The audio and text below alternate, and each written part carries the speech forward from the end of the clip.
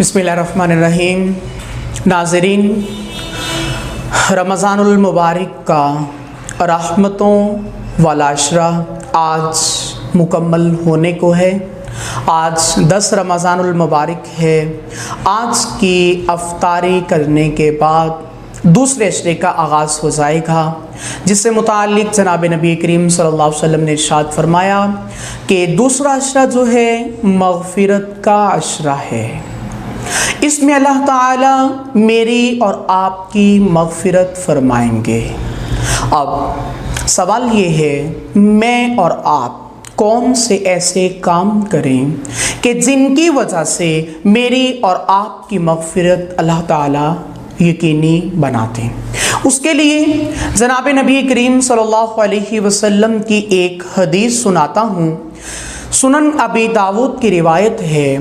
आप सल्लल्लाहु अलैहि वसल्लम ने इरशाद फरमाया जो बंदा 5 या 7 मरतबा अस्तग़फ़िरुल्लाहल्लज़ी ला इलाहा इल्ला हुवल हय्युल क़य्यूम व अतूबु इलैहि, इस कलमे को 5 या 7 मरतबा पढ़ ले तो आप सल्लल्लाहु अलैहि वसल्लम ने फरमाया जितने भी गुनाह होंगे अल्लाह ताला इस बंदे को मग़फ़िरत से नवाज देंगे।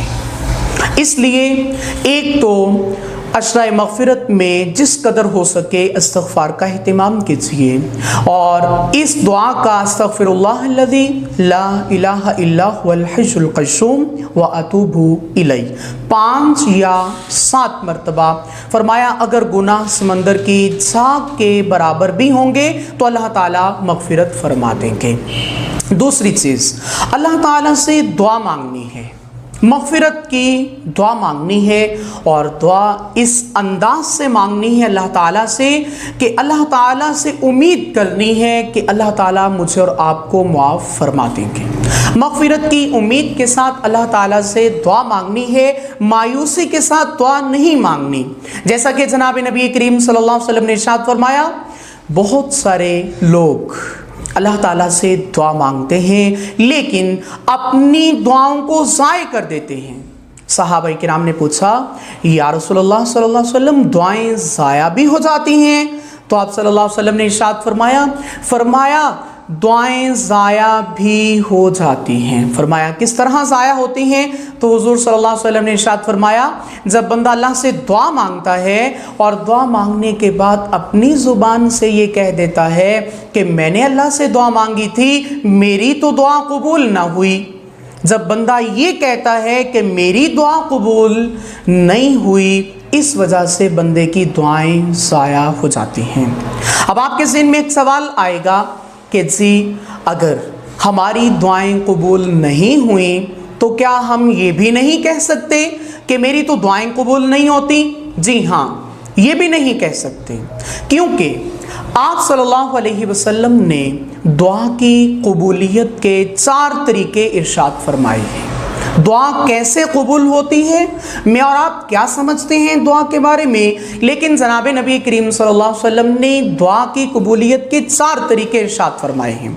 फरमाया पहला तरीका, आप सल्लम ने इरशाद फरमाया, बंदा अल्लाह ताला से दुआ मांगता है कि या अल्लाह मुझे फ़लाँ चीज़ अता फरमा दे।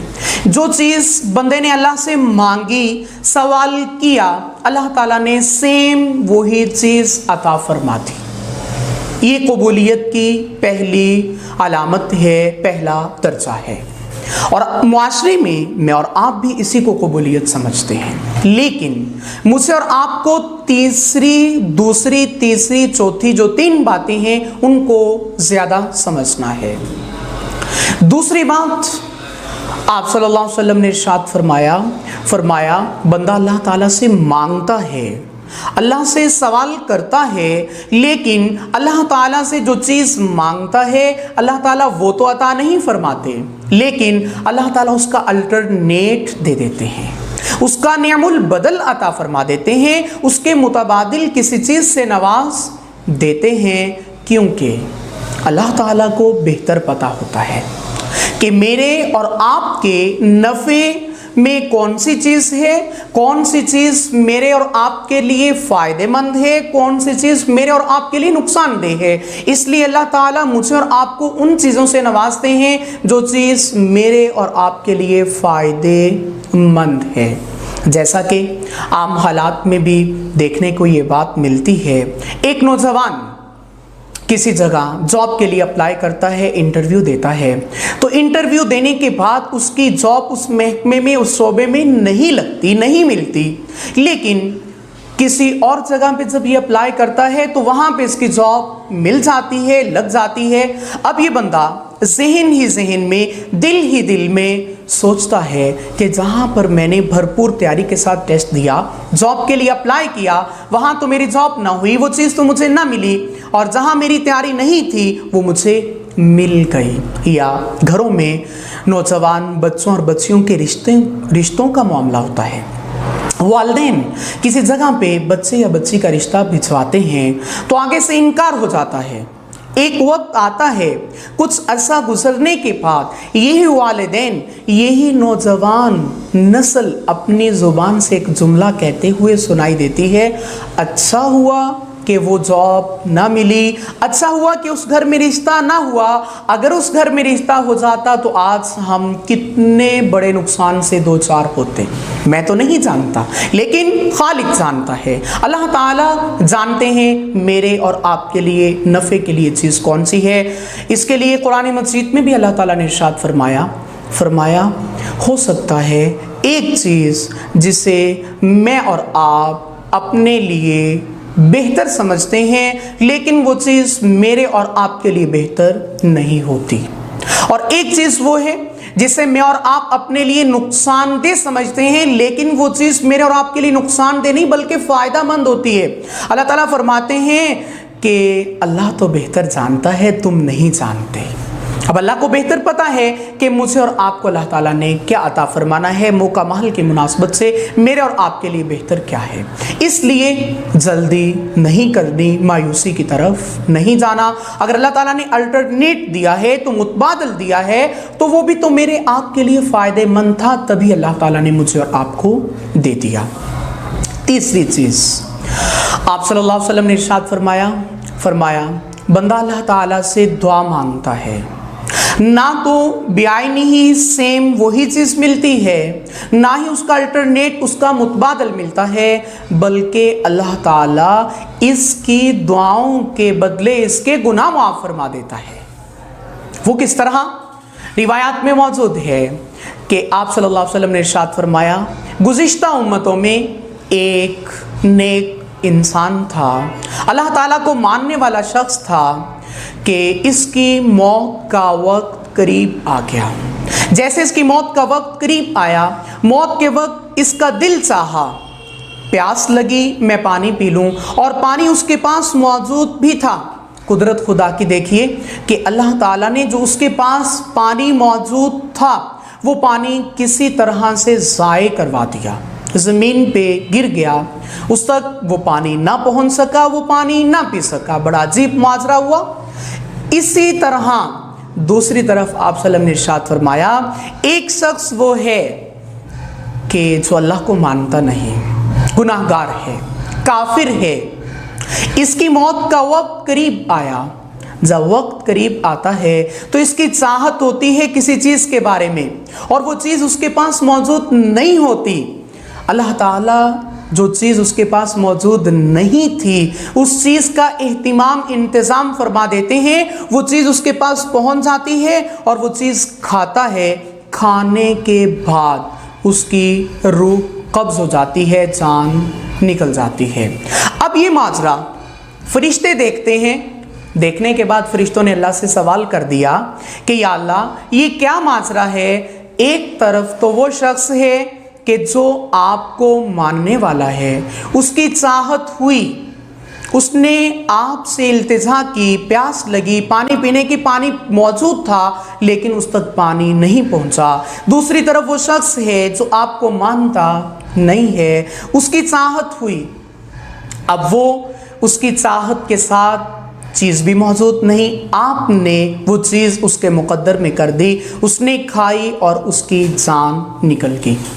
تو اللہ تعالیٰ نے ارشاد فرمایا وہ جو مجھے ماننے والا تھا اس نے ساری زندگی نیکیاں کی، اس کے نامہ اعمال میں نیکیاں تھیں، لیکن ایک اس کے نامہ اعمال میں گناہ باقی تھا۔ میں نے وہ جو چیز اس نے چاہی، پانی اس نے طلب کیا، میں نے پانی اس کو نہ دے کر اس کی چاہت کے بدلے میں نے اس کا وہ گناہ معاف کر دیا، گناہ کے بدلے میں نے نیکی لکھ دی اور اس کو بلا حساب جنت میں بھیج دیا۔ اور دوسری طرف وہ شخص جو مجھے مانتا نہیں، کافر ہے۔ اب کافر کے لیے تو مجھے اور آپ کو معلوم ہے صرف اور صرف اس دنیا میں ہے، آخرت میں اس کا کوئی حصہ نہیں ہے۔ تو اللہ تعالیٰ نے فرمایا کہ اس نے ایک اچھا کام کیا تھا جس کا بدلہ باقی تھا، اس کی چاہت ہوئی تو وہ چیز موجود نہیں تھی، میں نے وہ چیز موجود کر دی، جب وہ چیز اس نے کھا لی تو میں نے اس کو موت دے دی اور سیدھا اسے میں نے جہنم میں بھیج دیا۔ تو پتہ چلا اللہ تعالیٰ جو چیز میرے اور آپ کے مانگنے کے بعد بھی وہ نہ دیں، اس کا الٹرنیٹ بھی نہ دیں، تو اللہ تعالیٰ اس کے بدلے میں میرے اور آپ کے گناہ معاف فرما دیتے ہیں۔ اس لیے جلدی نہیں کرنی، زبان سے یہ جملہ نہیں نکالنا کہ میری تو دعائیں قبول نہیں ہوا کرتی۔ چوتھی بات، آپ صلی اللہ علیہ وسلم نے ارشاد فرمایا بندہ جو چیز مانگتا ہے وہ بھی نہیں ملتی، متبادل بھی نہیں ملتا، گناہ بھی معاف نہیں ہوتے، پھر کیا ہوتا ہے؟ اس کے نامہ اعمال میں نیکیاں لکھ دی جاتی ہیں۔ کس طرح، کیسے نیکیاں لکھی جاتی ہیں؟ حدیث میں موجود ہے انسان اللہ تعالیٰ کے سامنے کل قیامت کے دن پیش ہوگا۔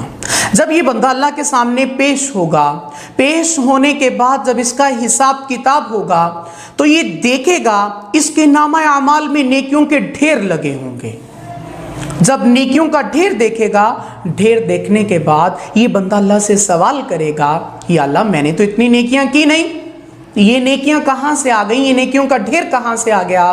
تو اللہ تعالیٰ جواب ارشاد فرمائیں گے، اے میرے بندے تو دنیا میں مجھ سے دعائیں مانگتا تھا، میں تجھے دنیا میں دیتا نہیں تھا، آج ان دعاؤں کے بدلے میں نے تجھے یہ نیکیوں کا ڈھیر عطا فرما دیا۔ کیسی عجیب بات ہے کہ ان دعاؤں کے بدلے میں نیکیوں کا ڈھیر عطا فرما دیا۔ اور مزے کی بات یہ ہے، اگلی بات، اس وقت یہ بندہ زبان حال سے یہ کہے گا کاش کہ دنیا میں میری کوئی دعا بھی قبول نہ ہوئی ہوتی، کوئی دعا بھی دنیا میں میری قبول نہ ہوتی، تاکہ آخرت میں مجھ سے نیکیوں کے ڈھیر مل جاتے۔ تو اس لیے صاحب مجھے اور آپ کو اللہ سے مانگنا ہے، اللہ سے اپنی مغفرت کروانی ہے، بار بار رو رو کے گڑ گڑا کے اللہ تعالیٰ سے دعائیں مانگنی ہیں، اور دعائیں مانگتے ہوئے تھکنا نہیں ہے۔ یہ نہیں کہنا کہ 2-4 دعائیں مانگ لیں تو بس تھک گئے، نہیں۔ یہ تو رمضان کا مہینہ ہے، دعاؤں کی قبولیت کا مہینہ ہے، ہر گھڑی میں اللہ تعالیٰ دعائیں قبول فرماتے ہیں۔ اس لیے ان چیزوں کو مد نظر رکھتے ہوئے اللہ تعالیٰ سے بھرپور مانگنا ہے۔ اور دعاؤں کے آداب میں یہ یاد رکھیے گا کس طرح اللہ سے دعا مانگنی ہے۔ سب سے پہلی چیز، جب ہاتھ اٹھیں تو انتہائی عاجزی کے ساتھ ہاتھ اٹھانے ہیں، اور پھر اللہ تعالیٰ کی سب سے پہلے حمد و ثنا بیان کرنی ہے، الحمدللہ رب العالمین، کہ تمام تعریفیں اس اللہ کے لیے ہیں جو تمام جہانوں کا پروردگار ہے۔ دوسری بات، حدیث میں آتا ہے آپ صلی اللہ علیہ وسلم پر درود و سلام بھیجنا ہے، پھر اپنے گناہوں کی معافی مانگنی ہے اللہ تعالیٰ سے، اس کے بعد اپنی دیگر حاجات اللہ تعالیٰ کے سامنے آہوزاری کے ساتھ گڑ گڑا کے پیش کرنی ہے، پھر اس کے بعد اختتام، پھر جناب نبی کریم صلی اللہ علیہ وسلم کی ذات پر درود و سلام کا نذرانہ پیش کرتے ہوئے دعا کو مکمل کر دینا ہے۔ انشاءاللہ العزیز حدیث میں آتا ہے کہ جو بندہ اپنی دعا کے آغاز میں بھی اختتام میں بھی آپ صلی اللہ علیہ وسلم پر درود و سلام بھیجتا ہے، اللہ تعالیٰ اس کی دعاؤں کو قبول فرماتے ہیں۔ اس لیے رمضان المبارک میں دعاؤں کا اہتمام کیجئے اور اللہ تعالیٰ سے مغفرت طلب کیجئے۔ اللہ تعالیٰ سے دعا ہے اللہ تعالیٰ پوری امت مسلمہ کے تمام گناہوں کو معاف فرما دے۔ وما علینا الا البلاغ۔